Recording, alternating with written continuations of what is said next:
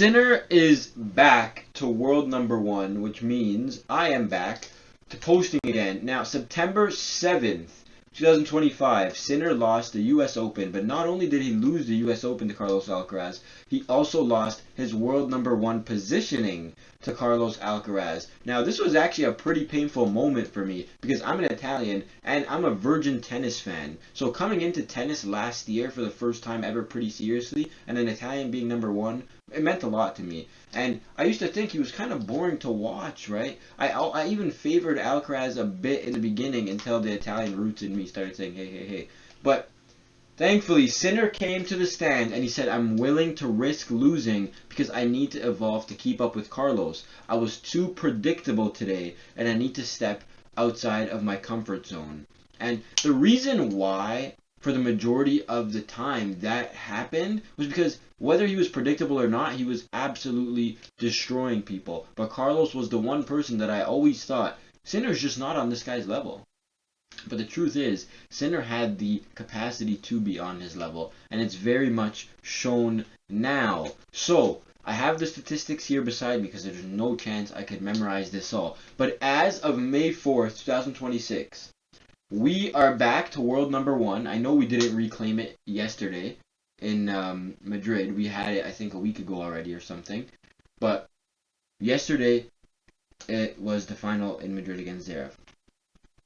As of May 4th, 2026, we are back to world number one, 5 Masters in a row, which is a record, and a 9.8 rating in a 57-minute final against world number 3 and second seed Alexander Zverev. Zverev's no pushover, right? He may have his mental capacities, he may have his struggles, his health issues, but Zverev is no pushover, and Zverev's serve is absolutely phenomenal. One of the best on tour. On his day, it's the best, but it's one of the best on tour. And Sinner, he absolutely took him to school, right? So when I say I have the statistics here, Sinner went from a variety shot rating of 11.7% to 13.7%. Now, that's only a 2% increase, right? And the average variety shot on tour is 19%. I understand, but when you're the best, you don't need to change that much. Those minimal changes make the major differences. And it's quite visible because not only is he abolishing everyone right now, he also won his last 2 matches against Alcaraz since the U.S. Open. Now, it's a 17% jump, right? From 11.7 to 13.7. That's a 2% increase. But the actual amount of change he made was 17%. He changed his game 17%.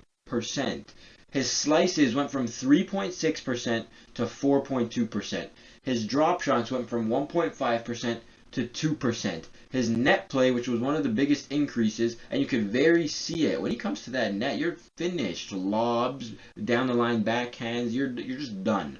3% to 4.3%. Thank you, ESPN, for these statistics, right? And he said that net play was going to be one of his main priorities. I have the quote here. We worked a lot on trying to make the transition to the net. Sinner was a baseline destroyer, right? He just suffocated you with when he hits that ball. It sounds like pew, pew, pew, you know. And of course, they changed the serve a bit, which was already it was already great because if you don't know, I'm gonna tell you now anyway. Last year he had the best serve rating and the best return rating. He was, I think, the first person ever in the open air era to have both of those the best for a whole season. Which, it's just like, who this guy, man? This guy. We're gonna start having conversations soon about this guy and the big 3 that you don't want to hear yet. But I'm new gen, and I'm gonna start introducing those conversations. Okay. So, I have the stat right here. In 2025, he became the first player in ATP history since records began in 1991 to lead the tour in both percentage of service games and return games won in a single season. You guys think this is a joke? This is what I'm trying to understand. During the off season, he spent a lot of time with a mental coach. People underestimate that side of the game, right? And I think that's a big reason why Alcaraz isn't as good as he can be. As good as Alcaraz is, he's phenomenal. Look how good he is. Look how athletic he is. Look how fast he is. Look at the variety of shots he can hit, right? And that was the difference between Sinner and Alcaraz last season. Alcaraz was just playing the same level with more variety, which is just going to be better, right? But Alcaraz has the capacity to lose sets out of nowhere, to lose matches out of nowhere. Of course, he was only 61-6 last season, but he definitely lost a lot more sets than he should have. I think he finished 61-6. I just made that up because when I rewatched my video from September 8th, 2025, that's what I said. Alcaraz with a mental coach, mind-boggling. But it would be hard to get that variety under a specific amount of consistency. But he will find his lane. He's very young still. He has a bright future. We're talking about Sinner today. Also, of course, he convinced Darren Cahill to stay on for the year, which could have been, another big factor, right? But as of right now, in 2026, Sinner is 30-2 on a 23-match win streak. He's 23-0 in ATP Masters 1000s, winning 4 out of the 4 that he played. And on clay, he is 11-0 so far, which is a good looks, right? The only tricky thing right now is Rome is next, which is the only Masters that he hasn't won yet. So, like, I would go win it for him. But when I was talking to a family member of mine who's big on tennis, he said, if I was Sinner, I know I'll win Rome another year, right? I would skip Rome, rest, take a break, go win Roland Garros, right? Especially because Alcaraz isn't playing that.